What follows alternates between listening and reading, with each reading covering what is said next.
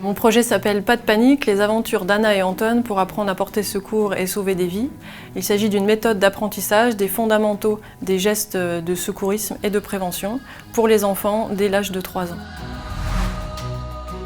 Le déclic, ça a été de voir mon aîné à l'âge de 3 ans et quelques jouer à porter secours, alors par mimétisme, parce que maman docteur, papa pompier, mais en tout cas je me suis rendu compte que c'était très facile de leur transmettre des messages sans qu'il y ait cette dimension d'angoisse, en tout cas chez les enfants, parce qu'eux ils jouent à porter secours.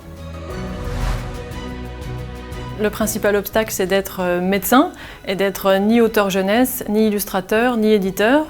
Alors à ce jour, j'ai trouvé un illustrateur qui a fait naître l'univers d'Anna et Anton. En revanche, je n'ai pas d'éditeur, mais c'est un obstacle que je contourne et qui n'empêche pas le projet d'avancer. L'illustrateur qui a fait naître cet univers qui parle vraiment aux enfants et une enseignante qui m'a conduit tout simplement dans sa classe pour parler de ce projet, raconter une histoire aux enfants et voir comment ils allaient réagir à ces petites scénettes où on joue à porter secours.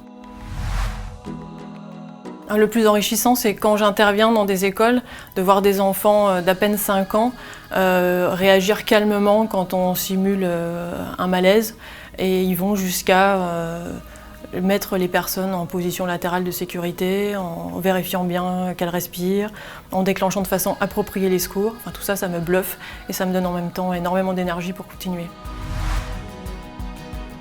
Alors, je leur conseillerais de croire profondément en leur projet, qui est vraiment issu de leur parcours qui est unique, et de ne pas s'arrêter à l'avis de certaines personnes pessimistes ou sceptiques qui ne croient pas en ce projet parce qu'il n'existe pas, donc ils pensent que c'est pas utile ou pas faisable.